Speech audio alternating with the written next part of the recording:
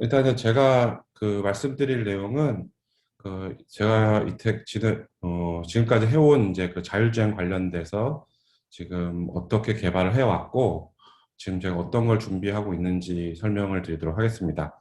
일단 이제 저는 현재 지금 언맨드 솔루션이라는 회사에 CTO로 지금 현재 있고요.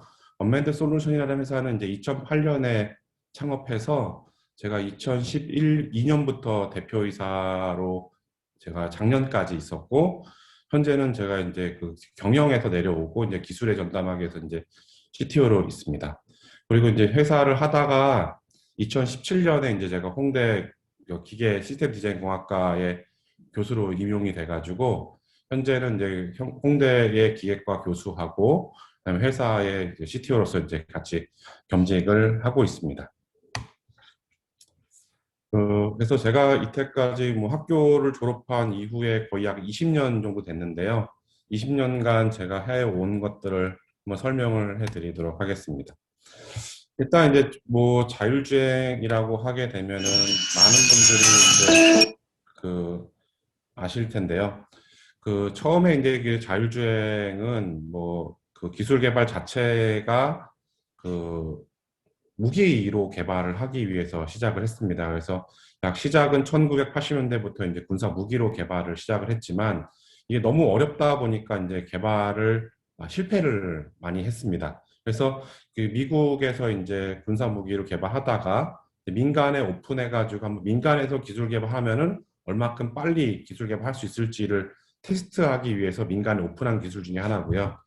대표적인 게 이제 2004년에 다파 그랜드 챌린지라고 하는 이 자율주행 대회를 미국에서 처음 개최함으로써 민간에서 오픈이 되게 됐고, 이 기술을 바탕으로 민간 쪽에서 기술 개발이 시작이 됐습니다.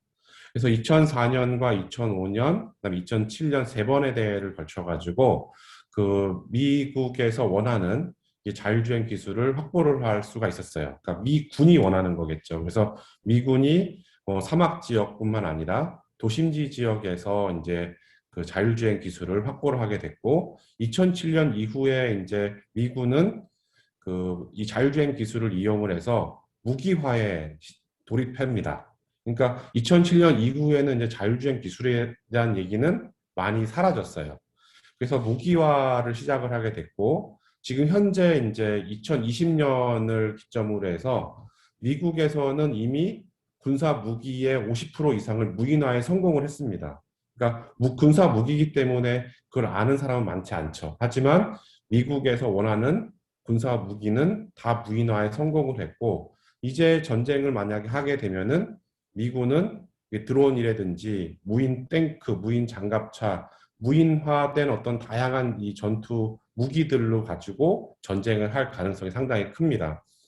근데 이제 2007년 이후에 자율주행 기술이 이제 무기화가 되는 거를 반대한 사람이 있었어요. 그게 누구냐면은 스탠퍼드 대학의 세바스찬 스론 교수였는데, 이 세바스찬 스론 교수는 자율주행 기술을 무기화하는 거에 반대를 했고, 이 자율주행 기술을 이제 민간 쪽에서 인간 편의라든지 복지 기술로 활용해야 된다라고 하는 이유를 가지고 구글로 이적을 하게 됩니다. 그래서 2007년 이후에 이제 세바스찬 스론 교수가 구글카로 가면서부터 사람들이 이제 이 자율주행 차량에 대해서 관심을 갖기 시작을 했고, 2011년에 이제 미국 네바다주에서 자율주행 차를 이제 법제화하면서 이제 사람들이 이제 많은 관심을 갖게 됐습니다.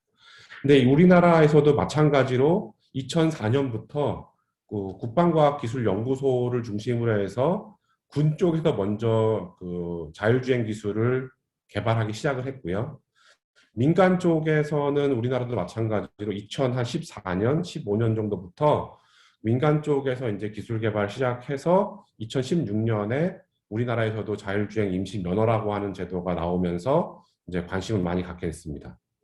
그리고 2016년에 이 자율주행 기술을 에다가 이제 상업적으로 이용하기 위해서 우버라고 하는 이제 카쉐어링 공유업체가 자율주행 차를 이용한 택시 서비스를 한다고 해서 이제 상용화에 접어들었고, 그 이후에 계속 상용화 단계를 거쳐가지고 현재까지 지금 이렇게 발전해 오고 있다고 보시면 될 것 같아요. 근데 아직까지도 이렇게 보게 되면 벌써 한 2, 30년, 1980년대부터 하게 되면 한 40년간 자율주행차를 개발을 해왔지만 현재 시점에도 자율주행차는 아직 나오지 않고 있다라는 거예요. 그래서 그 이유는 이제 제가 좀 뒤에 설명을 드리겠지만 이 자율주행 기술이 결국에는 상용화돼서 우리가 활용할 때까지는 아직도 넘어야 될 벽들이 좀 있다라고 이렇게 보시면 될 것 같습니다. 그래서 그 일단 이제 자율주행 기술 단계가 이제 저희가 설명을 할 수가 있는데 이 자율주행 기술 단계를 뭐 이미 많은 사람들이 알 거예요. 그 레벨이 뭐 5단계까지 있다 이렇게 알고 있는데 저는 이제 솔직히 이 단계는 저는 솔직히 마음에 안 들어요. 왜냐하면은 이 자율주행 단계를 나눈 거는 뭐 여기서 보시는 것 같이 그 미국 자동차 공업협회에서 만든 거예요. 그리고 미국 자동차 관리국에서 단계를 나눈 거고. 그러니까 이 단계는 이 자동차에 국한돼서 단계를 나눠줬다고 생각하시면 됩니다. 그래서 뭐 근데 여기서 저희가 관심 갖는 거는 저는 5단계 기술이라고 저는 얘기를 합니다. 5단계 기술을 간단하게 설명드리면은 어떤 차가 있어요. 차 안에 있는데 차 안에 운전석도 없고 운전하는 어떤 디바이스가 전혀 없어요. 우리가 아는 뭐 핸들, 가속 페달, 브레이크 페달, 뭐 시프트 레버, 뭐 스위치들 하나도 없습니다. 그냥 자동차 자체만 있는 거죠. 그러니까 여기에 그 승객만 타는 거죠. 또는 승객도 안 탈 수도 있어요. 그러니까 완전 자율주행, 운전자가 없는 어떤 플랫폼을 저희는 완전 자율주행 5단계라고 합니다. 그래서 이 5단계 차만 저희는 좀 관심이 있는데 이 5단계 자율주행 차가 지금 아직까지 안 나오고 있는 이유는 이 도로라고 하는 어떤 이 공공재에서 이 법을 따라야 되다 보니까 그렇게 돼 있어요. 이 자동차라고 하는 어떤 이 플랫폼이 도로에 나가기 위해서 여러 가지 단계를 거치게 되는데 이런 것들이 아직까지 지금 정해지지가 않았고요. 그 다음에 완전 자율주행 차은 기존 차와 다른 게 뭐냐면은 운전자라는 게 없기 때문에 그 차가 사고가 나게 되면은 누군가는 책임을 져야 돼요. 근데 이 책임을 누가 질 거냐에 대한 게 아직까지도 명확하게 정의가 안 돼 있습니다. 그리고 두 번째로는 결국에는 이 자율주행 차 안에 그 소프트웨어에 대한 문제도 있습니다. 결국에는 이 자율주행 차에 우리가 이제 열심히 개발하겠지만은 뭐 인공지능 같은 게 이제 들어가야 돼요. AI라든지 이런 게 들어가야 되는데 과연 사람이 그 인공지능을 신뢰할 수 있냐라는 문제가 있습니다. 그, 그 지속적으로 어떤 설문조사를 이렇게 해보면은 특히 이제 자율주행 차를 탔을 때 윤리 도덕적인 문제에 대해 설문조사를 해요. 그러니까 사고가 불가피하게 날 수밖에 없고 이 사고가 나게 되면은 뭐 사고를 회피하기 위해서는 내가 죽을 수밖에 없고 운전자가 죽을 수밖에 없고 운전자를 살리기 위해서는 그런 많은 사람들 이렇게 외부의 사람을 죽일 수가 있는 이런 어떤 선택의 문제에서 사람들은 대부분 이제 도덕적 가치, 윤리적 가치 때문에 어떻게 보면 피해가 적은 방향으로 선택을 해야 된다라는 걸 얘기를 합니다. 근데 더 재밌는 건 뭐냐면은 그러면서 그게 적용된 차는 나는 안 살 거다 이렇게 얘기를 하거든요. 그러니까 결국에는 사람들은 도덕적으로 그 가치가 큰 거를 보호하기 위해서 분명히 말은 하지만 그런 거를 내가 선택해야 될 때는 선택을 하지 않는다는 게 가장 큰 문제라고 보면 됩니다. 세 번째는 이제 완전 자율주행 차는 필수적으로 통신망에 연결될 수밖에 없어요. 왜냐하면은 얘를 이제 모니터링하고 관제를 해야 되는데 이런 걸 위해서 이제 결국에는 저희가 5G라든지 뭐 와이파이라든지 뭐 웨이브라든지 다양한 어떤 무선 통신망을 통해서 연결되고 관리가 되는 시스템으로 얘를 사용해야 됩니다. 근데 여기에서 필수적으로 보안이 따라가게 돼요. 근데 이 보안도 아직까지도 많은 문제가 있습니다. 완벽한 보안이라는 건 없어요. 그래서 해킹에 대한 염려를 늘상 하죠. 그러니까 이 자동차가 그 일반적인 상황에서 돌아다닐 수 없는 이유가 책임, 그다음에 인공지능의 신뢰, 윤리 도덕적인 문제, 보안 문제, 이 세 가지가 사회적 합의가 안 된 겁니다.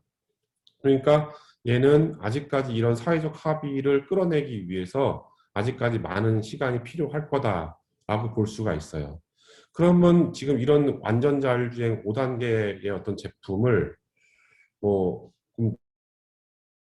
말아야 되냐? 그건 아니라고 생각을 하거든요. 그래서 일단 5단계 차량에서의 어떤 해법은 두 가지로 볼 수가 있어요. 그래서 일단 기존의 그 자동차 산업에서의 완전 주행은 기존에 이제 우리가 자동차라고 하는 걸 내가 사서 내가 운영하는 이런 시스템으로 이용했다고 하게 되면은 앞으로의 완전 자율주행 어떤 그 플랫폼 자동차는 대중교통 분야로 발전을 하게 될 가능성이 상당히 크다라는 겁니다. 그러니까 결국 완전 자율주행 차 같은 경우에 내 차가 살 이유가 별로 없어져요. 왜냐하면은 그 나는 차를 단순히 이용하는 것밖에 없거든요. 그래서 대중교통 분야로 발전하게 될 거고, 버스, 택시, 지하철 등 어떤 일정한 바운더리에서 움직이는, 그러니까 제한된 환경에서 움직이는 게 가장 크게 적용될 거다라고 볼 수 있어요. 그리고 일정 공간을 활용을 해야 되고, 그다음에 저속 운행을 하는 거를 원칙으로 갈 것 같아요. 왜냐하면은 고속으로 가게 되면은 그만큼 안전성을 확보하는 데 문제가 계속 발생을 하거든요. 시스템 가격도 많이 올라가고 센서 가격도 올라가고. 그래서 저속 운행을 하게 되면은 이제 그런 게 좀 완화가 되겠죠. 그래서 우리나라에서도 이 완전 자율주행 차는 25km 이하로 주행을 하라고 지금 현재는 법으로 좀 규제를 좀 하고 있습니다. 그래서 25km 이하 뭐 30km 이런 식으로 운영하는 플랫폼에서 자동차가 발전하게 될 거다라고 생각하시면 될 것 같고, 근데 이 완전 자율주행 시스템을 다시 생각하게 되면은 사람도 없고 운전자도 없고 아무것도 없다고 하게 되면은 이러한 시스템을 우리는 기존에서 로봇이라고 불렀어요. 그러니까 로봇 산업에서 자율주행 어떤 거를 만들 수가 있다라는 거죠. 그러니까 로봇 산업에서의 완전 자율주행 어떤 플랫폼은 현재는 모빌리티로 발전할 거다라고 얘기를 합니다. 그러니까 자동차도 하나의 모빌리티라고 보면 될 것 같고요. 저희가 이제 모빌리티를 정의를 내리는 거는 도로 이외의 영역에서 활용되는 모든 움직이는 거를 모빌리티라고 좀 부르고 있어요. 그러니까 일반 차와 다르게 뭐 차도도 갈 수 있지만은 차도 아니면 보도, 광장, 뭐 캠퍼스, 공장 이런 데 쓰는 모든 것들을 전부 다 이제 모빌리티라고 표현을 하고 있고, 이 모빌리티의 어떤 하나의 특징은 뭐냐면은 목적이 들어갑니다. 그러니까 서비스라고 하는 게 붙어요. 그래서 배달, 경비, 뭐 방제, 청소 등 목적성이 부여된 어떤 이동체로 개발이 될 가능성이 상당히 크다라는 겁니다. 그리고 이제 다양한 크기의 플랫폼으로 활용이 가능하다라는 거죠. 그러니까 단순하게 배달 플랫폼만 봐도 뭐 여러분들 뭐 배민 많이 이용할 텐데 배민에서 만든 배달 로봇 보면 되게 조그마잖아요. 근데 이 조그만 거 가지고 조그만 로봇 가지고 배달할 수 있는 음식은 1인분 또는 2인분밖에 안 돼요. 근데 만약에 저희가 뭐 10명이서 음식을 시켰어요. 10인분 이상 시켜요. 아니면 3인분 이상 시키면은 로봇 한 대가 배달을 못 하는 거예요. 그러니까 그렇게 큰 뭐 많은 양을 배달하기 위해서 큰 로봇도 필요하다는 거죠. 더 큰 로봇도 필요할 수도 있어요. 경비도 마찬가지고 지금 청소차 같은 경우도 봐도 청소차도 소형 청소차도 있지만은 뭐 고속도로 같은데 대형 청소차도 있잖아요. 그러니까 이렇게 다양한 크기의 모빌리티 플랫폼으로 발전한다는 거죠. 그래서 이 두 가지 영역에서 자율주행 어떤 산업이 발전하게 될 거고, 저는 이제 기존의 자동차 산업은 워낙 그 많은 자본이 들어가기 때문에 일단 저희는 그 로봇 산업 쪽에서 모빌리티로 해가지고 다양한 서비스 플랫폼을 만드는 게 훨씬 더 지금 가치가 있다고 저희는 보고 있습니다. 그래서 제가 지금 이제 향후 지금 뒤에 또 설명을 드리겠지만은 이런 쪽에서 제가 이제 계속해서 기술 개발을 해오고 제품화를 하고 있습니다. 그래서 이거에 대해서 제가 계속 설명을 드리도록 하고요.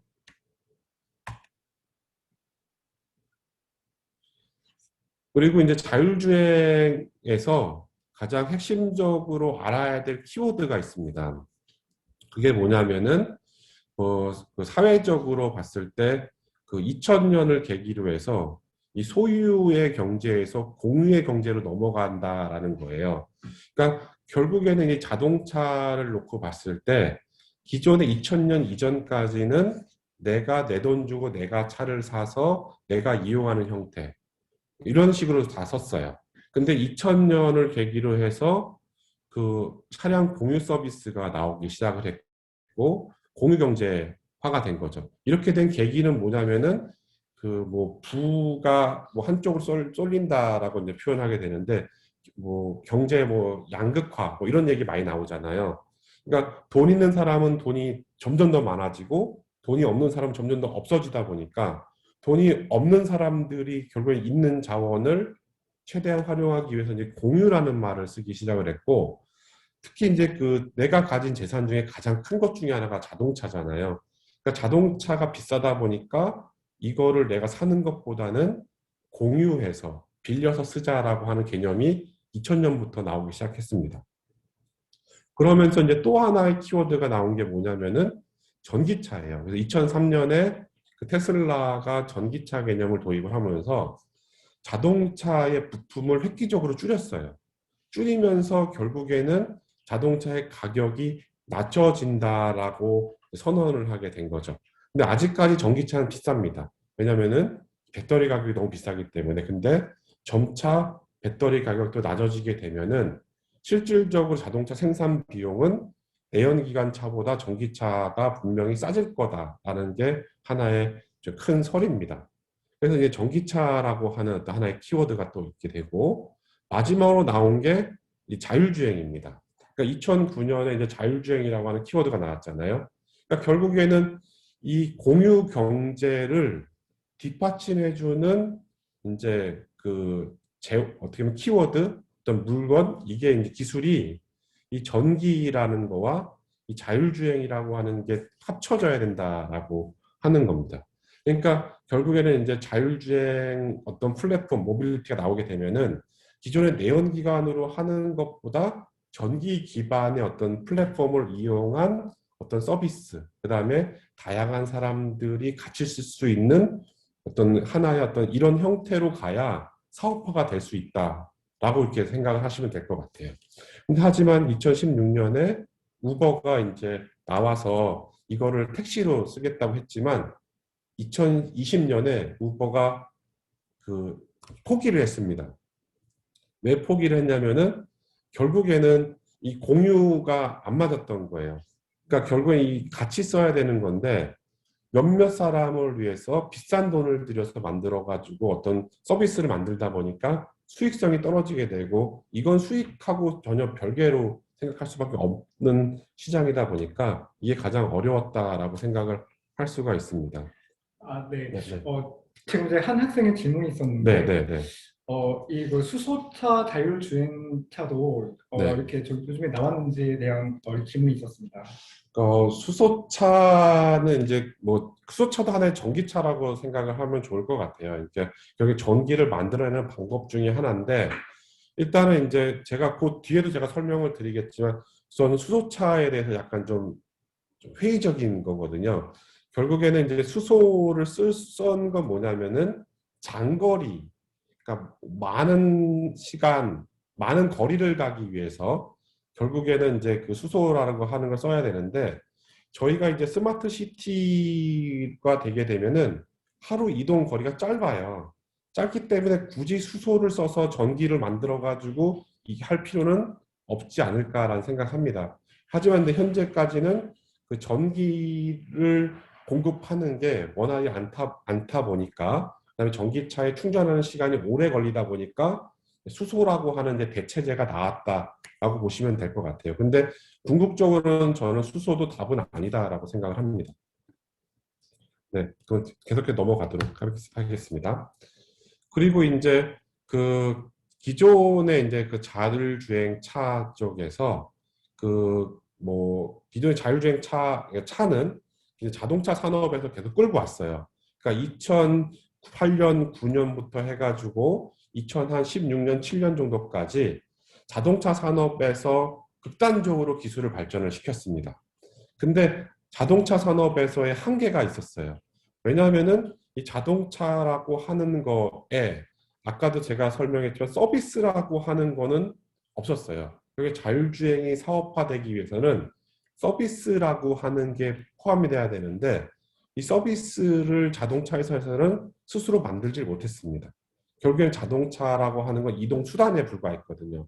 근데 이런 서비스를 만들어낸 그러니까 결국 콘텐츠가 필요했고 이 콘텐츠라고 하는 거를 이제 IT 업체들에서 주로 해왔으니까 갑자기 자율주행 차량에 서비스가 탑재가 된 겁니다. 그래서 그 서비스라고 하는 게 결국에는 택시, 셔틀, 뭐 배송 이런 것들인 거죠. 그러니까 기존의 완성차 업체에서 기술 개발해왔던 거에서 그 서비스를 가진 IT 업체들이 붙음으로써 결국엔 자율주행차의 목적이 부여가 되기 시작했고 이 목적에 맞는 이제 어떤 서비스 업체들이 나오기 시작했다라는 거죠.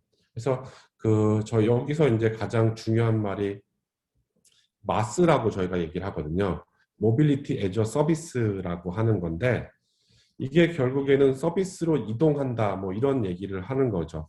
근데 저는 거꾸로 이거는 이제 자동차 업계에서 만든 거거든요. 그러니까 결국에는 자동차에 서비스를 부여한다 이런 개념인데 저는 이제 거꾸로 생각을 했어요. 결국은 서비스를 만족하는 모빌리티 플랫폼 저는 이렇게 생각을 하고 있어요. 결국에는 차가 먼저가 아니라 서비스가 먼저가 돼야 되고 이 서비스를 최적화해서 뭐 맞춰줄 수 있는 플랫폼이 필요하지 않겠냐라는 거죠. 그래서 저는 요걸 약간 거꾸로 생각해서 서비스를 먼저 생각하고 이 서비스를 구현하기 위한 플랫폼을 재설계하기 시작을 했다라고 생각을 하시면 될 것 같습니다. 그리고 이렇게 만들어진 다양한 자율주행 어떤 기술, 차량, 서비스, 이런 컨텐츠, 이런 것들을 테스트를 해야 돼요. 이 왜 자율주행 차가 아직도 안 나옵니까? 라는 얘기를 많이 하는데, 솔직히 저는 자율주행 차는 못 나온다고 생각합니다. 왜냐하면은, 뭐, 기존의 도시, 기존의 어떤 환경, 인프라, 이런 법, 이런 데서 이거를 만족하는 자율주행차는 나올 수가 없어요. 그리고 기존 도로에 자율주행차가 들어가기 위해서는 적어도 한 50%, 기존 차량의 50%가 넘어야 어떤 자율주행차를 이용하는 효과가 나올 텐데 지금 우리나라 전체 차량 등록 대수가 2천만 대 정도 되거든요. 2천만 대 정도 되는데 우리나라의 1년의 자동차 판매 대수가 한 200만 대, 300만 대 정도밖에 안 돼요. 그러면은 2천만 대 중에서 얘를 다 바꾸려고 해도 10년 이상 걸리는 거고요. 전체가 다. 그리고 현재 지금 뭐 레벨 3, 뭐 현대차에서 레벨 3 자율주행차라고 뭐 반자율주행차라고 나오지만은 얘가 판매 대수가 1년에 10만 대도 안 돼요. 근데 이거를 가지고 2천만 대에서 50%, 1000만 대를 바꾼다?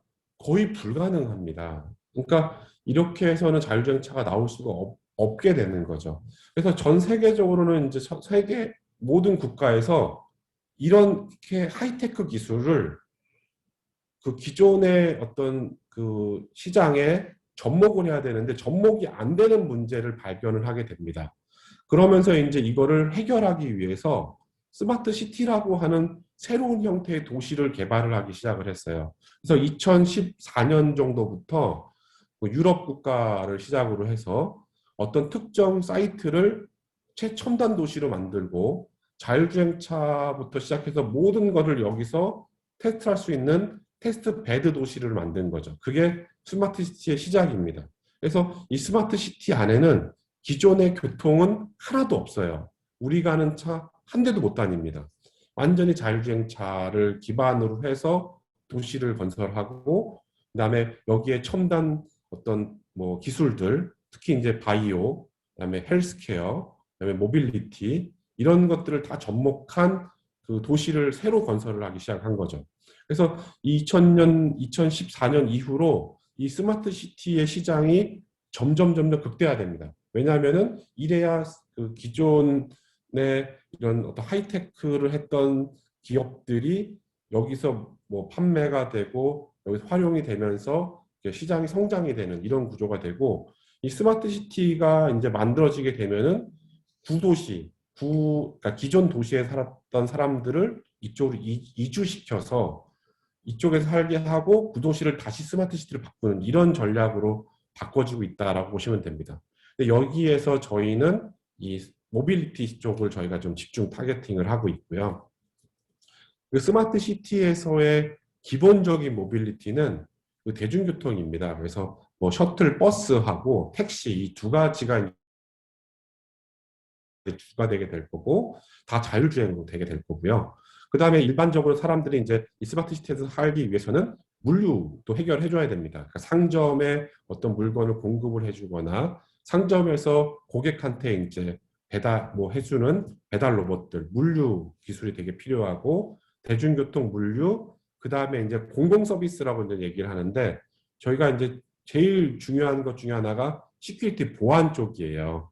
결국엔 도시가 그 활성화되기 위해서는 그 기본적으로 치안이 유지가 잘 돼야 되는 거죠. 그러니까 경비나 순찰 이런 게 잘 돼야 되고, 소방 잘 돼야 되고, 그래서 저희가 경비도 하나 꼭 들어가야 된다라고 해서 대중교통, 물류, 경비 이렇게 세 가지에 대해서 저희가 제품화를 시작을 했고, 여기에 대해 제품을 만들었고요. 이런 제품들을 국내의 그 스마트 시티인 그 부산 에코 델타 시티에다가 저희가 사업 제안을 해서 선정이 돼서 저희가 이제 이거를 늘 예정이고, 그다음에 화성의 송산 그린시티라고 여기 스마트 시티 안에서도 저희가 물류와 대중교통, 그다음에 경비, 청소 이러한 자율주행 모빌리티를 적용할 계획을 가지고 있습니다. 그래서 저희는 이제 기존에 뭐 다양한 어떤 서비스가 필요하지만, 그러니까 도시가 만들어졌을 때 기존 도시 안에서보다는 새로운 도시, 그 다음에 새로운 도시와 기존 도시의 연계, 요것만 저희가 타겟팅을 좀 하고 있어요. 그래서 이러한 것들을 지금 시대에서는 라스트 마일 서비스라고 부릅니다. 그러니까 결국에는 뭐 라스트 마일이니까 1마일은 1.6km거든요. 그러니까 반경 1.6km 안에서 해결할 수 있는 서비스들을 주로 타겟팅을 하는 거고, 솔직히 저희가 많이 이동할 것처럼 보이지만 서울도 끝에서 끝에까지가 한 30km 정도밖에 안 돼요. 그러니까 중심에서 끝에, 그러니까 뭐 도시 중심에서 끝에까지가 한 10km 정도?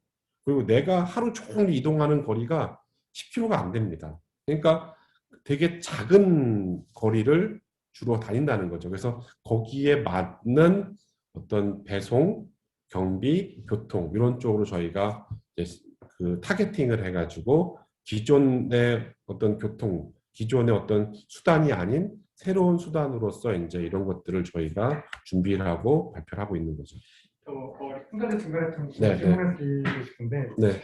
이러한 자율주행 그 스마트 시티에는 이 자율주행 차뿐만이 아니고 이렇게 드론도 포함이 되고 있나요? 뭐 드론도 포함이 됩니다. 그러니까 당연히 드론도 하게 되는데, 드론은 이제 더 규제가 많아요.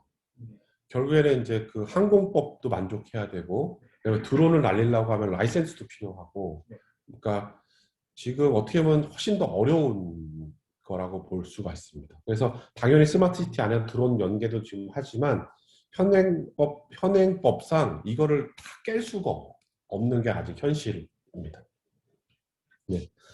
그래서 그 제가 이제 뭐 이렇게 이런 것들을 이제 뭐 준비해오는 과정이었는데, 일단 제가 2008년에 회사를 창업을 했어요. 그러니까 뭐 박사 학위를 받기 직전이죠. 박사 학위 받기 직전에 이제 회사를 창업을 해서 이제 자율주행이라고 하는 건 하나도 없었거든요. 그 당시만 해도 업체도 없었고 기술, 제품 이런 거 하나도 없었기 때문에 일단 교육을부터 시작을 해가지고, 그다음에 저희가 이제 시장 진입해서 다양한 차량들을 개발을 해서 저희가 그 연구를 진행했고, 한 2017년도까지 이 다양한 형태의 차를 이용해서 자율주행 차를 만들었어요. 그래서 지금까지 약 130대 정도, 저희 회사에서만 차량 개발해서 판매한 게 약 130대 정도 됐고요. 우리나라의 거의 모든 자율주행을 연구하는 기관이 다 저희 거를 쓰셨습니다.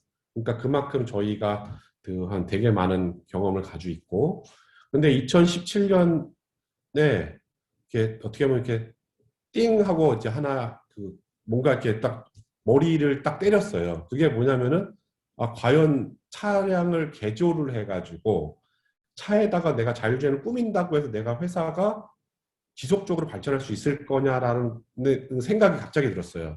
그래서 생각을 해보니까 안 될 가능성이 상당히 크다라고 봤습니다. 왜냐하면은 이 차를 내가 만든 게 아니라 남이 만든 거에다 제가 꾸미는 거잖아요. 어떻게 보면 개조라고 하는 거가 불법적인 요소가 분명히 있거든요. 그래서 이 불법적인 요소를 합법화하는 건 쉽지 않을 거다라고 생각해서 그러면은 어떻게 할 거냐라고 고민을 하게 됐고, 그러면 내가 직접 차를 만들어야 되겠다 생각을 했습니다. 그래서 그때부터 제가 독자적인 모델을 만드는 거를 시작을 해가지고 2018년에 독자 모델 만들 수 있는 기본 그 샤시를 설계를 했고, 2019년에 국내 최초로 이 자율주행 셔틀 위더스를 서울 모터쇼에서 런칭을 했고요. 2020년부터 1년 동안 이제 19년부터 2020년까지 그 양산화 과정을 거쳐가지고 2020 작년에 첫 양산 시작해서 위더스를 현재까지 10대를 생산을 해가지고 국내에서 이제 활용을 하기 시작을 했습니다. 그리고 이거를 기반으로 해서 경비 로봇과 배달 로봇도 저희가 사업화를 시작했고, 올해는 이제 두 번째 위더스 버스 셔시도 지금 이제 설계 중에 있습니다. 그래서 올해 말쯤에는 한 11인승 이제 버스도 이제 CF만 해가지고 만들 거라고 보시면 될 것 같아요. 그래서 이렇게 이제 그 자율주행 쪽에서 이렇게 뭐 하려면은 이제 뭐 여러분들도 이제 많은 거를 공부를 해야 되는데, 공부하기 위해서는 이제 너무 많은, 이게 솔직히 너무 광범위하거든요. 그래서 이 자율주행에서 그 핵심적으로 말하는 기술이 딱 세 가지가 있어요. 인지 판단 제어라고 얘기합니다. 그래서 인지 기술, 그다음에 판단 기술, 제어 기술, 이렇게 세 가지로 나눌 수가 있게 되고, 인지 기술이라고 하는 건 이제 다양한 이제 센서들을 기반으로 해서 이제 환경 인식부터 자기 위치 인식, 되게 많은 것들을 필요로 합니다. 그래서 이런 인지 기술을 바탕으로 해서 이제 판단을 해야 되고, 이 판단이라고 하는 건 결국에는 AI, 결국에는 인공지능 기술도 이제 탑재가 돼야 되고요. 이런 판단을 한 거를 기반으로 해서 차를 움직여야 되겠죠. 이건 이제 액추에이터 제어 시스템입니다. 그래서 이렇게 지금 자율주행을 하기 위해서는 이런 것들을 다 공부를 하셔야 돼요. 연구를 하셔야 되는데, 최근에는 이제 이것뿐만 아니라 결국에는 어디까지 해야 되냐면은 차량도 설계를 해야 돼요. 그러니까 결국에는 차도 만들어야 되고, 그 다음에 당연히 인지 판단 제어를 차에 넣어야 되고요. 그 다음에 이렇게 차에 넣었을 때 서비스도 해야 됩니다. 그러니까 뭐 어떻게 보면은 서비스 플랫폼이라고 하는 앱도 만들어야 되는 거고, 그 다음에 운영 소프트웨어도 만들어야 되는 거고, 뭐 결제 플랫폼도 만들어야 되는 거고, 그러니까 되게 많은 게 필요한 거죠. 그래서 지금 현재는 인지 판단, 그러니까 자율주행 쪽에서는 이미 인지 판단 제어 관련돼서는 기술 개발이 저는 약 99%, 100%라고 하긴 좀 뭐하지만 90% 이상 기술 개발이 끝났어요. 그러니까 결국에는 이 인지 판단 제어를 잘 하기 위해서 어떤 플랫폼에다가 넣을 거냐, 그 다음에 이 플랫폼에 넣어서 어떤 서비스를 할 거냐, 이 두 가지가 이제 핵심적으로 남았습니다. 그래서 이제 뭐 이쪽에 관심 있는 학생들은 당연히 인지 판단 제어를 빠르게 익히고 뭐 샤시 개발부터 서비스 개발까지 생각을 해야 이제 완벽한 어떤 제품이 될 수 있다. 이렇게 보시면 될 것 같습니다. 예. 네, 중간에 박철준 교수님께서 질문을 네, 네, 해주셨는데, 네, 아까 보여주신 그 자율주행 셔틀 리더스는 네, 네. 어떤 목적으로 주로 사용이 되는지에 대해서 이렇게 질문을 아, 해주셨습니다. 그거는 뒤에 자세하게 나오니까 제가 그때 알겠습니다. 설명을 다시 드리겠습니다. 네. 네. 그래서 일단 인지 판단 제어를 아까 설명드렸지만, 인지 판단 제어는 이제 뭐 당연히 해야 되는 거고, 그러면 얘를 담기 위한 하드웨어가 필요하잖아요. 이거를 이제 저희는 이제 모듈러 샤시라고 저희는 부르고 있습니다. 그래서 모듈러 샤시로 부르고 있는데, 요즘에 이 모듈러 샤시를 어떤 뭐, 회사에서는 뭐 스케이트보드형 샤시 뭐 이렇게 표현하거든요. 그래서 저희는 그래서 이 모듈러 샤시를 이제 설계로 기본으로 가져갔고 다양한 크기로 개발을 했어요. 그래서 저희를 A, B, C로 나눴고요. 그래서 A는 2m, B는 4m, C는 6m, D는 분류 안 되는 어떤 플랫폼 이렇게 저희가 분류를 해서 그 A로는 이제 사람이 아예 안 타는 그 로봇류를 주로 개발을 하고 B는 그 사람이 타는 형태의 플랫폼과 안 타는 플랫폼 이런 식으로 이제 구별해가지고 이 다양한 자율주행 서비스들을 이제 대응을 하기 시작을 했습니다. 그래서 이런 모듈 아까도 이제 말씀드렸지만은 핵심적인 게 인지 판단 제어가 핵심이라고 생각했지만 이제는 인지 판단 제어는 기본이고 어떤 플랫폼에 어떤 서비스를 넣느냐가 더 중요해졌어요. 그래서 여기서 서비스는 교통, 청소, 물류, 방역, 보안, 농업, 소방, 건설 이게 다양한 분야에 쓸 수가 있다는 거죠. 그래서 여기서 어떤 서비스를 탑재하느냐에 따라서 어떤 서비스가 필요로 하느냐에 따라 가지고 플랫폼이 달라진다 이렇게 보셔야 돼요. 그리고 이 플랫폼에는 당연히 인지 판단 제어가 들어간다 이렇게 생각을 하시면 좋을 것 같습니다. 그래서 이게 가장 핵심적인 거라고 보시면 되고 그래서 자율주행 기술 단계도 이전까지 2019년까지는 거의 인지 판단 제어만 개발했어요. 근데 2019년에 들어가지고 모듈형 샤시, 스케이트보드형 샤시, 그다음에 서비스가 들어서 결국에는 어떤 사업화가 시작이 됐고 이 사업화가 결국에는 물류, 교통, 보안 시장부터 시작이 되고 있다라고 보시면 됩니다. 그래서 전 세계적으로 이제 막 이렇게 서베이 조사를 해보면은 자율주행 차는 갑자기 사라졌어요. 어느 순간부터 싹 사라졌고 물류 로봇, 그다음에 교통을 위한 셔틀, 그다음에 보안 로봇 이렇게 지금 발전하고 있고 지금 현재는 이제 실증 운영 단계, 그러니까 상용화 전 단계까지 왔고요. 어떤 준상용화 단계까지 왔다고 보시면 될 것 같아요. 그래서 결국에는 자동차는 어떻게 보면 점점점 없어져 가고 새로운 형태의 어떤 서비스 플랫폼들이 나와서 그거를 좀 더 대체해 가고 있다라고 보시면 될 것 같아요. 그래서 저는 이제 자동차 외에 자율주행 기술이 접목된 어떤 서비스 플랫폼들이 올해부터 이제 쏟아지지 않을까라는 생각합니다. 그러니까 많은 사람들이 많이 준비를 해오고 있거든요. 그래서 이런 것들을 하나하나 준비하면 될 것 같고 저희도 이런 걸 대응하기 위해서 많은 준비를 해왔어요. 그래서 약 10년 동안 이런 것들에 대한 어떤 그 기술을 계속 축적을 해왔고 어떻게 하면은 저렴하게 만들어서 고객한테 어떻게 보면 팔아야 되니까 결국에는 어필할 수 있을까를 계속 고민했고요. 그 다음에 가장 중요한 게 얘네들이 결국에는 우리랑 같이 살아야 돼요. 사람들하고. 그러니까 사람들하고 친숙해져야 되는데 친숙해지려면 결국에는 그 주변에서 같이 실증 서비스를 해야 되거든요. 사람들이 익숙해질 시간이 필요하거든요. 이런 거를 저희가 이제 수용성이라고 보통 표현하는데 사람들이 얘를 받아들일 수 있는 시간이 필요하다는 거죠. 그래서 저희는 2019년부터 사람들이 모이는 곳에 가서 계속해서 저희가 데모 시연을 했어요. 체험도 하고. 그러니까 여기 보시면 이제 저희가 경비 로봇 같은 경우도 그 공원에서 제가 계속 돌고 있는데 얘를 처음 만들어가지고 딱 봤을 때는 사람들이 얘 주변을 둘러싸서 비기질 않아요. 신기하니까. 근데 저희가 뭐 경비를 못 하잖아요. 근데 지금은 딱 나가면은 아 얘는 지금 경비 중이구나 생각하고 관심도 안 가져요. 그러니까 되게 익숙해지는 시간이 필요하다는 거예요. 지금도 보시면은 학생들이 그냥 이렇게 와서 자꾸 얘를 이렇게 방해합니다. 그러니까 신기한 거죠. 근데 이런 게 아, 우리 주변에 필요하고 얘가 있음으로써 치안이 확보된다라고 생각이 드니까 사람들이 안전하다고 느끼는 거죠. 그러면서 얘가 이제 활성화될 거라고 이렇게 기대를 하고 있습니다.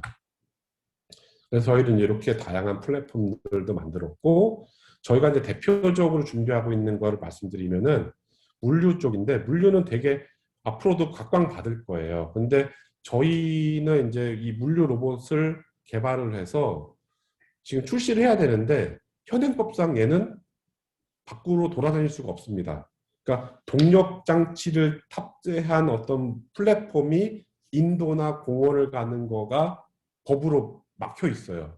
그래서 저희가 이걸 해결하기 위해서 뭐 규제 샌드박스라는 제도를 통해 가지고 국내 기업에서는 두 번째로 저희가 그 로봇을 실외에서 주행할 수 있는 허가를 받았고, 저희는 또 횡단보도도 건널 수 있는 허가를 또 받았어요. 그래서 이거를 가지고 저희가 실제 서비스 운영을 하고 있고, 이렇게 지금 저희가 저희 회사 주변 그 상암, 서울에서 이렇게 저희가 운행을 하고 있습니다. 운행을 하고 있는데, 얘는 이제 뭐 당연히 하루에 그 커피 50개를 배달을 하고 있어요. 그래서 저희가 그 커피 전문점 하나랑 계약을 해서 그 어플을 통해 가지고 이 DMC라고 하는 지역에서 주문을 하면은 얘가 픽업해서 나 있는 데까지 갖다 주는 이런 형태의 서비스를 1일 50건 정도 지금 저희가 수행하고 있고요. 국내 기업에서는 저희가 가장 많은 그 지금 실증 사례를 지금 저희가 보유를 하고 있습니다. 두 번째는 이제 경비 쪽이고, 경비도 되게 고도 성장하고 있는 시장이에요. 결국에는 경비라고 하는 게 별거 아닌 것처럼 보이지만, 우리가 이제 느끼지도 못한 사이에 우리 주변에는 그런 경비 때문에 발생하는 비용이 상당히 많습니다. 뭐 당연히 뭐 학교에서도 그 뭐 S1, 뭐 ADT 캡스, 뭐 다양한 보안 업체들이 주기적 순찰하는데, 순찰 인력 확보를 못 해가지고 이게 서비스가 확대가 안 되거든요. 그러니까 자율주행 쪽이 사업화가 되는 뭐 가능한 영역이 어디냐면은 서비스 확대를 해야 되는데 사람을 못 구해서 서비스를 못 하는 이런 영역이 가장 크다라고 보시면 될 것 같아요. 그 중에 하나가 이제 경비 쪽이고, 지금 여기 선문대도 되게 캠퍼스가 넓잖아요. 근데 넓은데 여기를 순찰하는 분들이 있지만 이게 뭐 그 많이 자주 순찰하지 않는 이런 게 문제가 있잖아요. 그래서 이런 로봇들을 통해 가지고 이 주기적 순찰을 계속 해주면은 사람들이 안전하다라고 인식을 하게 되면 사람들이 이제 모일 수가 있다라는 거죠. 그래서 저희가 이런 경비 로봇도 만들어서 테스트를 했고, 근데 이렇게 만들어서 테스트하다 보니까 결국에는 어떤 얘를 주기적 순찰을 하는 곳이 있어요. 그게 대단히 이게 플랜트들이거든요. 공장. 그러니까 공장 안에서 순찰도 하지만 위험 감지, 위험 요소도 감지하는 이런 기능들이 필요하거든요. 그래서 저희가 그 현대 오일뱅크 정유소에 얘를 투입을 해서 경비도 쓰지만 그 열화상 카메라를 가지고 화재 감시, 그다음에 가스 센서를 가지고 가스 누출 감시 이런 걸 통해서 사람이 미처 생각지 못한 것들을 로봇을 통해서 저희가 서비스 어떻게 보면 뭐 예방할 수 있는 이런 것들도 저희가 지금 하고 있습니다. 그래서 그 만들어 놓으면은 이게 다양하게 활용될 수가 있고, 이 활용되는 거는 고객마다 원하는 게 다 틀려가지고 저희가 이런 거를 계속 대응하고 있고요. 이제 앞서서 이제 그 저희 위더스를 이제 어떻게 이용하실 거냐라는 거를 이제 질문해 주셨는데, 저 위더스라고 하는 어떤 저희 셔틀은 그 기존 차하고 달라요. 그러니까 저기 셔틀이라고 이제 표현하는 거, 셔틀이라고 하는 용어가 그 짧은 거리를 이렇게 순환하는 어떤 이런 형태의 어떤 모빌리티를 셔틀이라고 표현을 하고 있습니다. 그러니까 그 뭐 아까도 뭐 저희가 노선버스라고 생각하지만 노선버스는 이동하는 게 되게 길잖아요. 근데 우리나라의 어떤 대중교통 어떤 체계를 보게 되면은 마을버스가 있어요. 마을버스는 뭐냐면 어떤 일정한 그 주거단지에서 대중교통이 연계되는 뭐 버스 뭐 광역버스라든지 이런 버스가 지하철 여기까지 연계를 하는 되게 짧은 거리를 왔다 갔다 하는 이런 그 교통 수단이 필요한데, 이게 저희 우리나라에서 이제 마을버스가 지금 대응을 하고 있고요. 저희는 이제 이런 마을버스가 셔틀로 바뀐다라고 보면 됩니다. 그래서 저희는 이런 셔틀에 대해서 계속 지금 그 준비를 하고 있고요. 그리고 자율주행이다 보니까 저희가 얘를 디자인할 때 자율주행이니까 이제 저희는 되게 안락함, 편안함을 저희가 추구를 했어요. 그래서 6인승으로 만들었고, 뭐 이 앞서서 이제 보였던 요 친구들은 해외 저희 경쟁사 제품들인데, 얘네들은 자동차를 하는 사람들이 만들었어요. 그러니까 여기는 앉아가는 게 아니라 서서 갑니다. 그러니까 이 서서 가는 단순히 이제 이동하는 수단으로만 생각을 한 거예요. 그러니까 서서 가는 어떤 플랫폼들을 만든 거죠. 거기에 자율주행 기능만 넣은 거예요. 근데 자율주행 기술을 계속 하다 보면은 자율주행이 결국 인간 편의 기술로 만든 건데 왜 서서 가는 거를 만들어야 되냐, 불편하게. 그러니까 저희는 그래서 편하게 앉아갈 수 있는 구조로 저희가 만들었고, 일단 처음부터 이제 사람을 생각해서 디자인을 했습니다. 그러니까 탑승하기 편한 저상 구조, 그 다음에 안락한 실내, 그 다음에 마주보고 가는 구조, 이런 식으로 해가지고 디자인부터 저희가 다 다시 했어요. 그래서 그 뭐 제가 뭐 홍대의 교수 임용되면서 이 프로젝트가 시작이 됐는데, 홍대가 또 되게 유명한 게 디자인이거든요. 운송 디자인이 되게 유명한. 그래서 저희 학교의 운송 디자인을 전문으로 하시는 교수님한테 제가 부탁을 드려서 이거를 디자인을 그 교수님이 해주셨어요. 그래서 그거 디자인대로 생산을 하게 됐고, 이 디자인은 전 세계 3대 디자인 어워드를 다 대상을 받았습니다. 그러니까 전 세계적으로 인정받은 디자인으로 보시면 될 것 같습니다. 그래서 저희는 이거를 이제 그 우리나라의 곳곳에 적용하기 위해서 그 노력을 많이 했고요. 지금 현재는 저희가 서울 상암에서 이제 운행을 할 예정이고, 그 세종에서 지금 현재 운행을 하고 있고, 부산 에코 델타시티, 제주도에서도 저희가 스마트시티 안에서 아까 말씀드린 마을 버스 같이 운영하는 형태로 서비스를 해가지고 이제 운행을 할 예정이라고 보시면 될 것 같습니다. 그래서 지금 아까 말씀드린 대로 뭐 서울, 세종, 대전, 제주도에서 이제 운행 확정이 됐고요.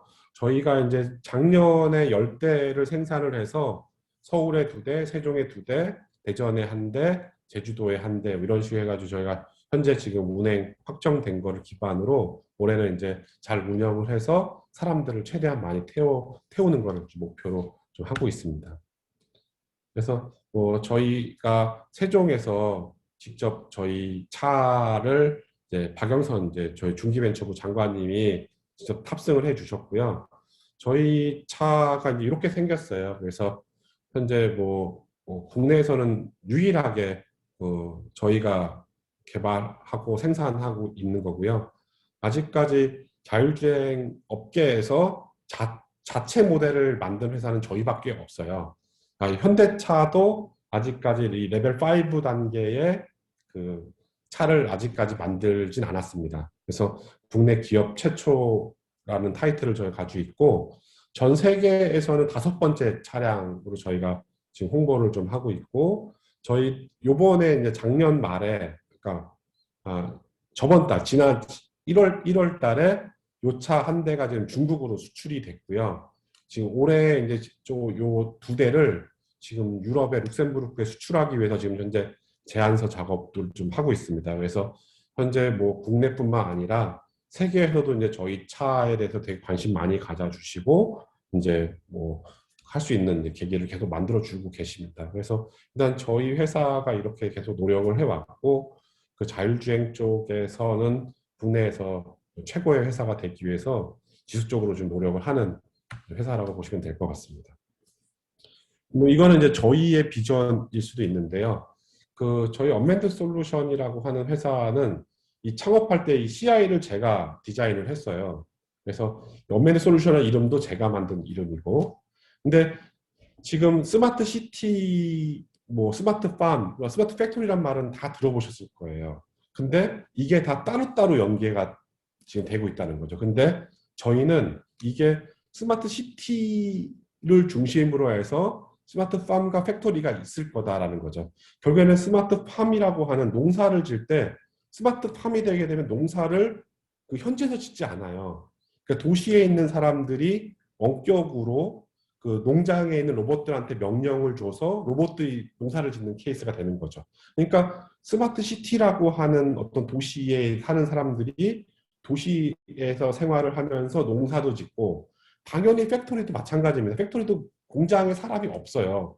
공장에 사람 없으면 결국 그 사람들은 어디 있냐? 스마트 시티에 있다는 거죠. 그래서 스마트 시티를 중심으로 해서 다양한 어떤 모빌리티 서비스들을 시티에서도 누리고, 그다음에 농장에서도 당연히 로봇들이 농사를 지게 될 거고, 팩토리도 로봇들이 이제 결국에는 어떤 생산하고 물류를 이동한다는 거죠. 그래서 여기에 투여되는 다양한 자율주행 모빌리티 디바이스들을 저희 언맨드 솔루션이 연구를 해서 지속적으로 그 생산, 개발, 생산, 뭐 제조, 해서 운영까지 하는 거를 목표로 합니다. 그러니까 우연찮게 근데 이렇게 하기 위해서 체계적인 어떤 이렇게 모양이 필요한데 이게 딱 육각형, 이 허니컴 구조예요. 그래서 도시를 중심으로 농촌과 공장을 이렇게 배치를 해보면은 육각형 구조가 가장 좋은 구조인 거죠. 그래서 저희가 이런 비전을 바탕으로 CI도 그때부터 이렇게 디자인을 했고 이런 그림을 그리고 다양한 곳에서 활용될 수 있는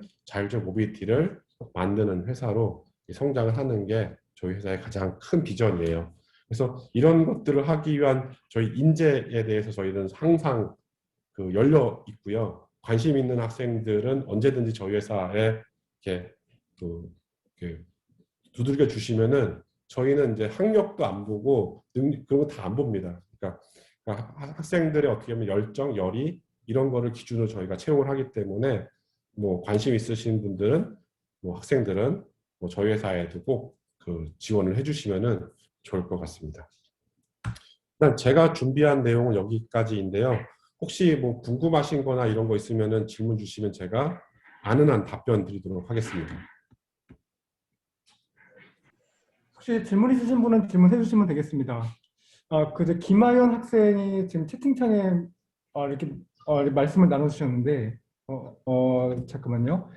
김하연 학생이 자율주행 개발자가 되기 위해서는 학사 이상의 과정이 필수적인가 이런 질문 해주셨습니다. 네. 네. 꼭 저희 회사의 그 구조 잠깐 말씀드리면 저희 회사는 그 학사 이상 당연히 저희는 고졸부터 있어요. 저희 회사의 직원 중에는 고등학교 졸업하고 취업해가지고 아직까지 있는 친구들도 있습니다. 그러니까 역할이 다 다르다고 생각하시면 될 것 같아요. 당연히 고등학교 졸업한 친구들이 할 수 있는 일의 한계가 있는 거고 학부 졸업한 학생들이 할 수 있는 일의 한계가 있고 당연히 대학원 가서 졸업한 학위 있는 석박사들이 할 수 있는 일의 한계가 있는 거죠. 그러니까 본인이 어떤 일을 하고자 하느냐가 저는 가장 중요하다고 봅니다. 그러니까 연구개발을 중점적으로 하고 싶다. 이러면 당연히 석박사 필요하고요. 하지만 나는 연구를 보조하고 다른 어떤 행정이라든지 어떤 생산이라든지 어떤 관리직을 하겠다라고 하면 저는 학사도 충분히 할 수 있다라고 생각을 합니다. 학원버스라든가 뭐 네. 시내버스라든가 이런 것들 보면 그 승객이 탑승하고 내리고 할 때 네. 출발을 잘못해가지고 사람이 다치고 이런 경우들이 있잖아요. 네, 맞습니다. 네, 네. 그런데 조금 전에 발표한 그런 셔틀에서도 그런 안전 문제가 많이 고려가 돼야 될 것 같은데. 네. 일단 이제 저희가 이제 좌석 센서 다 이미 가지고 있고요. 근데 문이 닫힐 때 이렇게 사람이 만약 끼게 되면은 문이 다시 잘 열리는 이런 형태로 다 설계가 되어 있습니다. 그러니까 이게 이거는 자율주행에 상관없는 기술이잖아요. 결국에는 이제 그렇긴 하죠. 네, 그러니까 이런 것들도 다 적용이 되어 있습니다. 제가 한두 가지 질문할까요? 네, 네, 네. 네. 대원에 우선 문 교수 웹 세미나지만 여기 목요 방문해 줘서 감사하고요. 아닙니다. 불러주셔서 감사합니다. 네, 네. 앞으로 자주 그런 기회 좀 만들어 줬으면 좋을 것 같고요. 네, 네. 교수님들도 안녕하시죠, 전부 다? 예, 반갑습니다, 교수님. 오래간만에 이렇게 웹상에서 뵙는데요.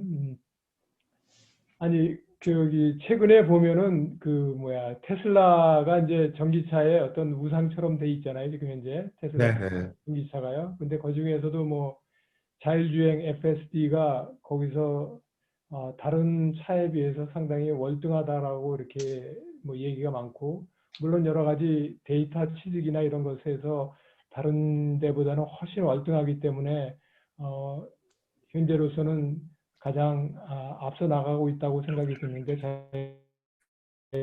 자율주행에서. 근데 거기에는 라이다가 장착이 안 돼 있잖아요. 그리고 일론 머스크 얘기로는 라이다는 자기는 필요 없다. 왜 그 비싼 네. 거를 왜 거기다 다냐 그렇게 얘기하는데 네.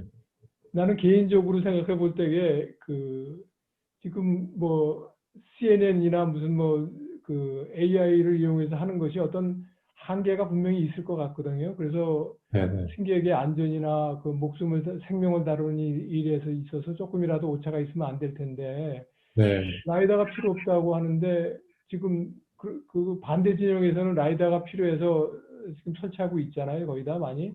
네. 네. 어떻게 생각하세요? 지금 라이다에 대해서 꼭 필요한 거다. 그렇지 않고 테슬라처럼 라이다가 필요하지 않다. 네. 그런 네. 의견에 대해서 한번 묻고 싶고요. 그다음에 지금 현재 지금 보니까는 주로 이제 어떤 배송이나 뭐 이렇게 복잡한 그러한 자율주행 시스템이 아니라 보면은 조금 어느 정도 한정적인 그런 환경에서의 자율주행이기 때문에 네. 문제가 되지 않을 수 있는데 보다 더 그냥 진짜 도로상에서 어떤 그런 문제가 될 수 있는 것들이 무엇이 있는지 그런 것들 좀 듣고 싶어요. 두 가지. 네. 네. 일단 이제 교수님 말씀하신 대로 이제 뭐 레이더, 뭐 카메라하고 라이다 이렇게 뭐 얘기를 하는 건데, 뭐 테슬라는 이제 카메라만 쓰진 않아요. 레이더라는 게 있어요. 그러니까 결국에 카메라랑 레이더 두 개 다 쓰는 거고요. 그러니까 레이더 자체가 이제 예전 레이더랑 지금 레이더랑은 아예 성능 자체가 달라요. 음, 그러니까 레이더가 라이다를 대체할 수 있는 수준까지도 이제 성능이 올라왔습니다. 그러니까 레이더를 가지고 포인트 클라우드가 나오거든요. 음, 그러니까 결국에는 테슬라도 카메라 하나 가지고는 안 됩니다. 그러니까 카메라 레이더를 쓰고 있는 거죠. 마찬가지로 저희 라이다를 쓰는 사람들도 마찬가지로 라이다만 가지고 된다라고 얘기를 안 하고 있어요. 그러니까 특히 이제 그 레벨 5 기술 쪽으로 가게 되면은 그 이종 센서, 퓨전해가지고 이종 센서 결합을 통해서 센서의 오류를 정정하고 이게 오류를 디텍팅하는 이런 기술이 더 중요하거든요. 그러니까 카메라 레이더, 카메라 라이다, 라이다 레이더 이렇게 이제 조합을 해야 되는 거죠. 그래서 라이다를 필요 없다 이렇게 표현하는 건 좀 일론 머스크가 좀 잘못 얘기한 것 같고요. 이종 센서의 결합을 통해서 센서 오류를 검출해야 된다. 이게 정답인 것 같습니다. 그 중에서 테슬라는 카메라하고 레이더를 선택한 거고요. 그리고 지금 라이다 가격도 많이 내려왔어요. 레이더 가격만큼 떨어져가지고 이제 뭐 라이다도 이제 뭐 레이더 수준으로 가격이 이제 싸졌습니다. 네. 근데 레이더에 비해서 라이다가 훨씬 더 정확도가 있는 거 아니에요? 레이저를 이용하니까 아무래도. 꼭 그렇진 않습니다. 그러니까 지금 순수하게 레이더하고 라이다라 비교하잖아요. 요즘에 이제 위상 배열 레이더라고 해서 요즘에 뭐 저희 KF 그 전투기에 막 얘기했던 그 아싸 레이더 이게 차에 레이더에 똑같이 적용되어 있어요. 그러니까 위상 배열 레이더를 쓰게 되면은 라이다처럼 되게 정확하고 그다음에 한 번에 뭐 100개 이상의 데이터를 수집하기 때문에 이거는 레이더랑 라이다랑 똑같은 기능입니다. 네. 그래서 근데 이제 하지만 네. 그 비용 면에서는 어때요? 라이다가 훨씬 비싸기 때문에 라이다를 안 쓰려고 그러는 거 아니에요? 원래는 그 레이다보다는? 그렇죠. 레이더는 이제 웰론 기술이고, 그러니까 제조에 대한 어떤 디바이스들이 많이 나와 있으니까 얘는 싼 거고요. 라이다는 아직까지 그 레이저 매질 있잖아요. 레이저 소스 자체가 비싸요. 그러니까 얘는 아직까지 가격이 비싼 거죠. 근데 이제 자동차에서 라이다를 쓰기 시작하면서 그 레이저 소스가 대량 생산이 되기 시작을 했어요. 그러니까 이제 소스 가격이 싸지니까 이제 라이다 가격이 점점 싸지고 있습니다. 그래서 지금은 말도 안 되는 가격으로 싸졌어요. 예전에 저희가 처음 쓸 때보다는 말도 안 되는 가격으로 싸져가지고 지금 매일 놀라고 있습니다. 그 라이다 가격 떨어지는 거를 보면은. 네. 네. 혹시 다른 또 질문 있으십니까? 학생들 중에 좀 약간 질문을 받고 싶은데요. 학생들 혹시 질문 있나요?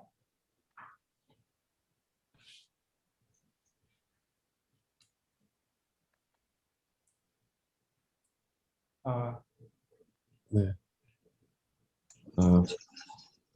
충전 저희 아까 이제 네. 저 조승규 학생이 이제 배터리 관련해서 물어봤는데요. 그 이제 저희가 충전하는 방식 사용하는 이유는 뭐 솔직히 배터리도 되게 기술이 너무 많아요. 근데 이제 저희가 이제 그 배터리를 뭐 사서 뭐 무선 충전도 할 수 있고 도킹도 할 수 있고 여러 가지가 있지만 뭐 교체도 할 수 있고 근데 이제 교체를 하려면 이제 교체하는 어떤 스테이션도 만들어야 되고 뭐 그다음에 무선 충전하는 어떤 패드가 있어야 되고 얘도 이제 어떤 특정 위치에 가야지 다 충전이 되거든요. 그러다 보니까 이제 어떻게 보면 효율성 면에서는 기존에 좋은 기술들이 있음에도 불구하고 적용했을 때 별로 좋은 효과가 안 나오는 거죠. 그리고 가격도 비싸고. 그래서 저희는 아직까지는 그런 좋은 기술들이 있지만 그래서 가장 보편적으로 쓰는 그냥 그 충전 타입으로 해가지고 하는 게 가장 저희가 지금 효과적으로 할 수 있는 방법이고 그리고 저희는 차의 배터리를 그 72V를 써요. 72V 쓰다 보니까 그냥 220V 전원 있는데 아무 데나 갖다 꼽으면은 충전되는 이런 형태로 저희가 차를 설계했거든요. 근데 특정 전기차는 다 전용 스테이션 가서 충전해야 되잖아요. 이러다 보니까 그 스테이션 찾아가는 것도 어렵고 저희는 일단은 많이 썼으면 하는 바람에 가장 쉽게 쓸 수 있는 방법으로 채택했다고 보시면 될 것 같아요. 네, 네. 네, 알겠습니다. 이렇게 추가 질문이 네, 추가 한 질문. 가지만 더 질문을 할게요. 예, 네. 예. 우리 그 동문들 중에 자율주행 쪽으로 일을 하고 있는 몇 사람이 있는 것 같은데 네, 네. 그 사람들 간단하게 좀 학생들한테 좀 소개를 해줄 수 있나요? 네, 뭐 일단 뭐 자율주행 어떻게 우연인지 아닌지 모르겠지만은 저희 우리나라에서 자율주행 쪽에 그다음에 그 대가라고 표현하는 어떤 되게 최상위에 있는 사람들이 다 선문대 출신들이에요. 일단은 그 우리나라에서 저희 언맨드 솔루션을 제가 만들었고 저랑 같이 창업한 이제 우은재 박사가 이제 저 선문대 기계공학과 9학번이고요. 그다음에 지금 현재는 이제 우은재 박사가 이제 좀 퇴사해서 지금 팬텀으로 가 있는데 그 팬텀 AI라고 하는 회사 미국의 실리콘밸리에 있는 회사 있어요. 그 미국 그 회사는 지금 96학번이죠. 그 조영기 박사라고 그 제어계측공학과 출신이 이제 그 미국에서 그 학위를 받고 테슬라에서 오토파일럿 개발하다가 창업한 회사가 이제 팬텀 AI이고요. 그 팬텀 AI는 이제 자율주행 기술을 하는 회사가 아니라 그 에이다스 카메라라고 해서 이제 자동차에 탑재되는 그 카메라 모듈, 인지 모듈을 그 개발을 하는 기술로 지금 회사를 지금 계속 운영하고 있고요. 거기에 지금 네네. 그래서 지금 그렇게 두 명이 어떻게 보면 가장 많이 아는 사람이고, 그다음에 뭐 저희 문재 박사 3명, 그다음에 이제 뭐 또 있나 모르겠습니다. 그렇게가 가장 유명하지 않나라는 생각이 듭니다. 네. 제가 질문 하나 드릴게요. 네네네. 오늘 뭐 좋은 내용 잘 말씀해 주셔서 너무 아닙니다. 네네. 반갑고 고맙습니다. 네. 네네. 제가 드리고 싶은 건 우리 학생들이 네. 그쪽으로 좀 공부도 하고 취업도 하기 위해서 이런 공부는 좀 네. 학교 때 해둬라 하는 것들이 좀 있지 않을까요? 네. 몇 개라도 우리 학부 때 좀 공부를 해두면 좋았을 그런 것들 좀 얘기해 줄 수 있어요? 소프트웨어 중에서 어떤 거 말씀해 주셔도 되고. 일단 이제 제가 지금 저희 학생들한테 얘기를 하고 싶은 거는 일단은 그 한우물을 좀 봤으면 좋겠어요. 특히 그다음 지금 학생들이 이제 취업 준비한다고 해가지고 영어하고 취업 SSAT 그런 각 기업에서 보는 어떤 시험 문제에 대해서는 되게 신경을 많이 쓰거든요. 근데 거꾸로 전공에는 신경을 하나도 안 쓰더라고요. 근데 저는 거꾸로 이제 전공을 집중을 하면은 시험문이 훨씬 더 쉽게 열리거든요. 솔직히 저희가 이제 제가 기업 인사 담당자들하고도 많이 만나서 얘기를 해보지만은 전공이 안 되기 때문에 영어 성적을 보는 거고 영어 성적이 다 똑같기 때문에 SAT 이런 이상한 시험을 보는 구조거든요. 그래서 지금 이런 문제 때문에 최근에 이제 모든 대기업들이 이제 신입사원 채용을 아예 안 한다라고 선언을 했어요.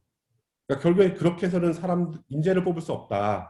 다시 거꾸로 가서 경력직, 그다음에 전공의 지식이 이제 잘 되어 있는 친구들을 이제 뽑겠다 이거거든요. 그래서 저는 저희 이제 후배들이 저희 선문대 학생 후배들이 그 학교에 이런 네임밸류 이런 거 신경 안 썼으면 좋겠어요. 그리고 이거 대신에 내 전공이 최고다. 남들보다 내가 이쪽 기술, 특히 이제 그 인베디드 쪽, 그 MCU를 다루고 프로그래밍하고 하는 이런 것들에 대한 경험을 충분히 쌓아서 남들보다 내가 이거 잘한다고 하는 거를 객관적으로 증명을 해주면은 그것만큼 효과적인 취업은 없다고 생각을 합니다. 지금 뭐 펌웨어 엔지니어도 구하기 되게 어렵고요. 그렇게 기술이 있으면은 당연히 취업 잘 될 거고 그다음에 거기서 성공을 할 수 있을 거라고 생각이 듭니다. 근데 그런 거에 대한 확신이 없다 보니까 자꾸 겉돌게 되는 거죠. 비교를 하게 되는 거고.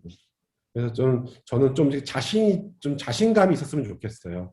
그리고 저도 뭐 당연히 뭐 학교의 선문대의 졸업생으로서 그 사회에서 이제 제가 좀 어떻게 보면 좀 그런 좀 차별적인 것도 많이 겪었지만 그 저한테 아무도 그런 얘기를 한 적 없어요. 왜냐하면 이제 기술로만 봤을 때는 제가 최고 위에 있는 건 맞거든요.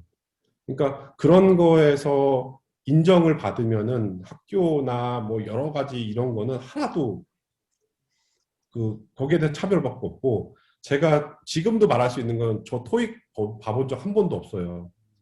저 토익 성적 없이 이때까지 버티고 있고요.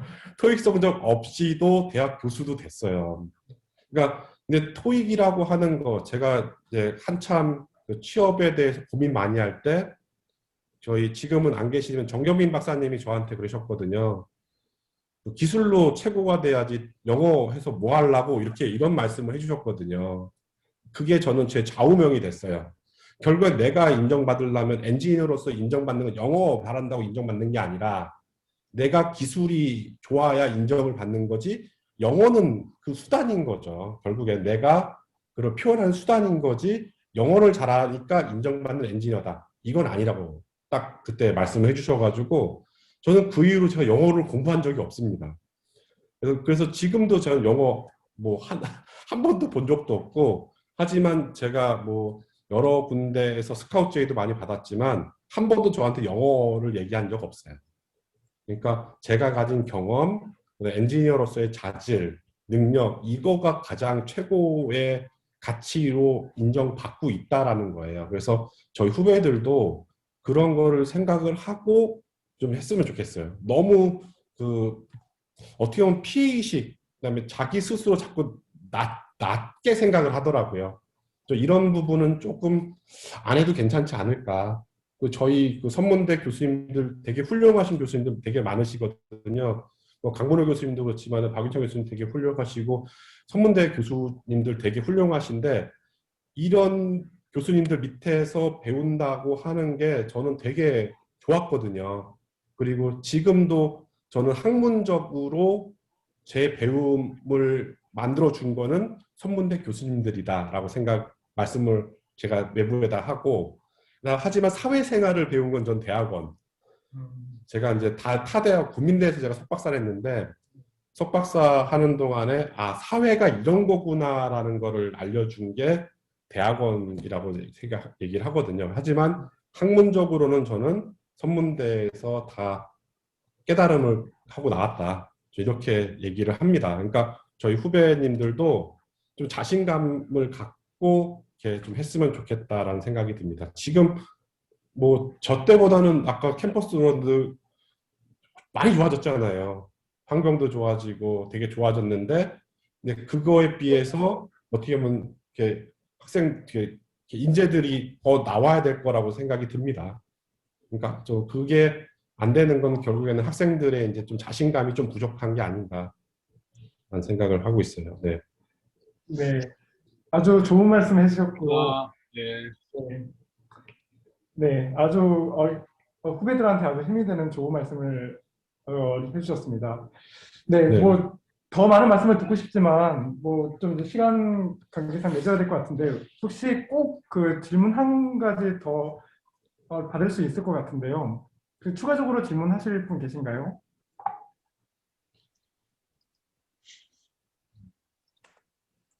네, 알겠습니다. 네, 네, 네. 오늘 이 시간을 통해 가지고 이렇게 참 자율주행의 어떤 이렇게 어떤 성공 경험과 또 후배들에 대한 어떤 좋은 조언을 해주셔서 감사드리고, 그리고 이렇게 학과 교수님들께서 참여해 주셔서 또 이제 여러 가지 또 뜨거운 질문과 또 격려와 성원을 보내주셔서 진심으로 감사드립니다. 네, 네, 그러면 오늘 이제 특강을 이것으로 마치겠습니다. 이것을 마치겠습니다. 참석해 주셔서 감사드립니다. 우리 네. 저기 음소거 해제를 하고 감사의 마음으로 박수를 한번 칠까요? 네, 수고했습니다. 네, 네, 네. 수고했습니다. 네, 네, 자주 오도록 하겠습니다. 네. 네. 감사합니다.